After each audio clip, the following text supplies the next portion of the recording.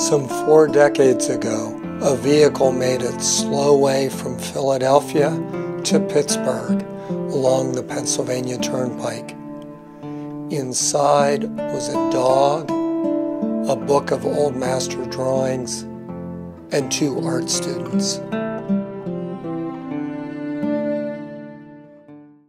Hi, I'm Cindy Gilberti. I'm the owner of Gilberti Fine Art in Coraopolis, Pennsylvania.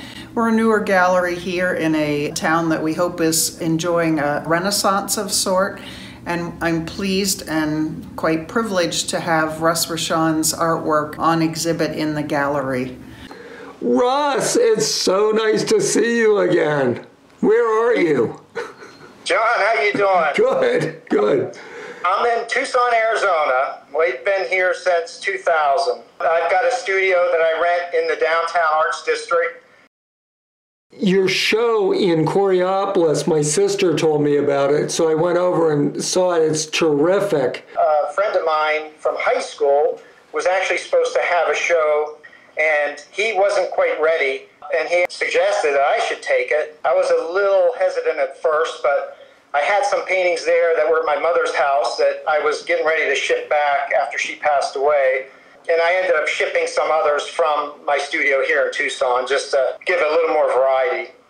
So you grew up in Coraopolis? It's a little town.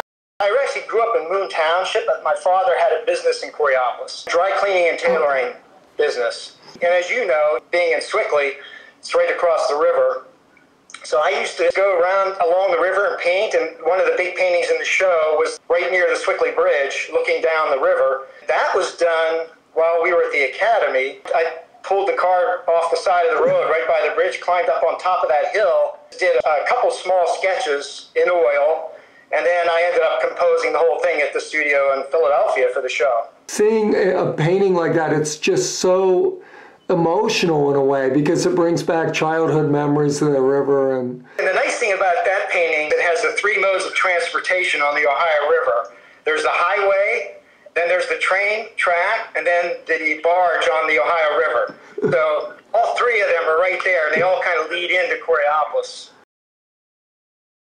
You've made a really successful and terrific career as a portrait artist, but there's all sorts of landscapes and still lifes in this show. I guess you do that as well? I always did, John. You know how when we were at the academy, a lot of people focused on one style. I've always been attracted to doing different things. I like the variety.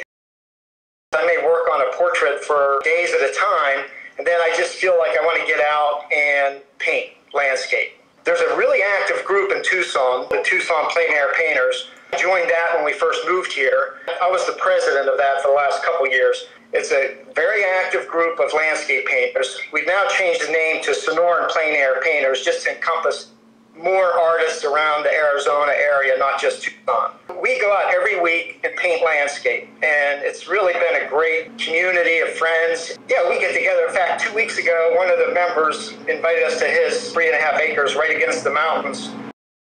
Quite a different landscape than the western Pennsylvania. Oh, absolutely. I mean, I do miss the water. When we were at the academy, remember we used to go with Lou Sloan up to the Jersey Shore, and I loved painting water and the ocean, and I used to paint up in New Hope all the time along the river there. I miss the water, but the mountains here kind of make up for it. There's a ski resort up there, and then in 45 minutes you can be back down to the desert. There's quite a variety, really, of landscape to paint here. You also spent a lot of your travels in Italy, and there's a painting of Lake Como that is particularly beautiful. That's my favorite place to paint, Italy. My wife and I talked about it to spend several months in Italy and just paint. Every little hill town around there is just spectacular. And it's like everywhere you turn, there's a dozen paintings. I painted in the village where my grandfather was born, so it was pretty spectacular. I'm very sorry your mom had passed away. How old was she? Almost 92. Wow. And she had a good life, and of course, it's always a hard time when you lose a parent. But she was always supportive of me and my art. She's the one that encouraged me to paint. They're the ones that sent me to all the classes that I wanted to go to, and even sent me to Italy. When I was in art school at the Art Institute of Pittsburgh, I went to Florence for a semester. So they really encouraged it. That portrait you did of your parents that's in the show is so beautiful. Thanks. They came out to Arizona and they posed for me for that. And I did a couple sketches and a drawing, and then I took some photos. The nice thing about that is they were both healthy, younger, and I was able to have them pose in the same light and everything together. So just something I cherish. And that's one of the things that was at my mother's house when she passed. And Cindy, who runs the gallery, really wanted me to put that in the show since my dad had the business in town and there's name recognition there. So that was good. You are so good at portrait painting. Some of the portraits you did are people you know pretty well. One of my first classes at Pima that I taught at Pima Community College, I taught a drawing class there. And he was one of the first ones in the class that was very serious about learning art and a lot of classical aspects to it too. We got to be good friends. He used to come and sort of apprentice in the studio here. So he'd help me. He cleaned my brushes after I was done. I felt really spoiled. So I've done a lot of little head studies of him. Then finally one day he was here and he kind of got in that pose where it was like this and you can see all the tattoos. I said, oh, Chance, I've got to paint this. So then he posed for me and I actually blocked that all in from life. And then I took some pictures and made sure I got some of the details of the tattoos. So that was actually a fun portrait to do. And how about the Apache, which seems like a combination of a portrait plus almost a Western genre painting? Yeah, when I came out here, I swore I wasn't going to do Westerns. It's like one of those things, because that's what kind of people end up doing when they move out here. And then my in-laws had a horse ranch down in Tubac, about 45 minutes south of Tucson. The ranch hands down there actually posed for me on horseback. I love painting portraits. I love painting landscapes. So that was like a perfect way to combine both of them. And then to get the regalia, there's a historic ranch about an hour away. It's called the Empire Ranch. And John Wayne made several of his movies there. Still an actual working cattle ranch. One weekend, they had a thing they called a shootout. And it was for artists. You paid like $300 for the weekend. You got to camp there with all these Western guys, cowboys, chuck wagons, pack mules, everything imaginable, Indians. And you just hired them to pose for you. That guy, I did several paintings of him, and I sold them. And this is the largest and the most sort of complicated one of them. I hired him to pose for me. For those, you really have to just work from photos. So I think working from life as much as I do, and then working from photos, just helps you do a more realistic interpretation of the figure. It seems to me that your still life work must be very helpful, because that is obviously directly from life. Or wow. Exactly. And I love textures and fabrics, painting that. And so with still life, that gives you the opportunity. And you can set up the light how you want. I think it's really valuable. We did more figurative painting at the Academy, but when I was with Nelson Shanks, we did a lot of color studies with still life. And to me, that was one of the most valuable things I think I ever did. Hey, Russ, there's a lot of signage in your show. Corey, man, made good. You must be proud for yourself and for your town.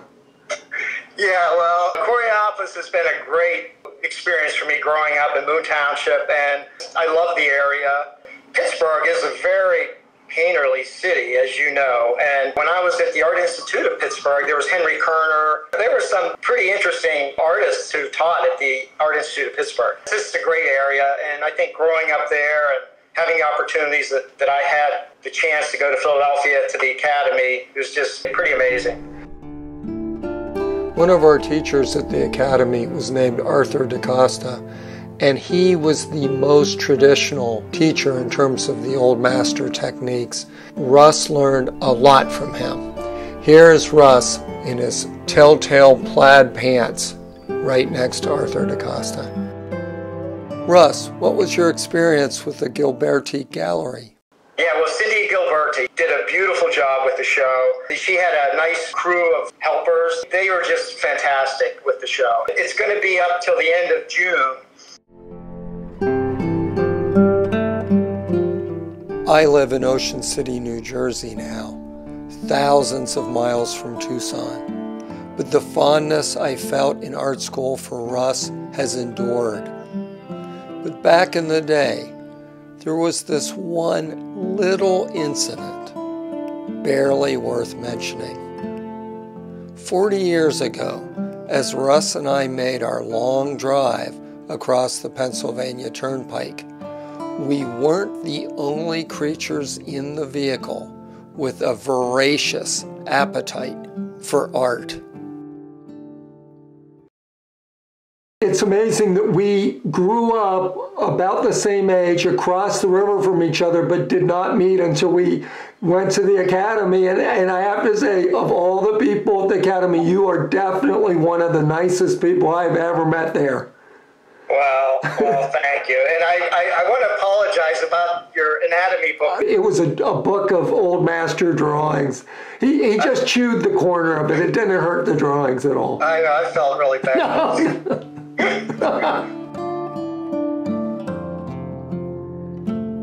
And if anything, having a book chewed by the dog of this remarkable artist will only enhance its value.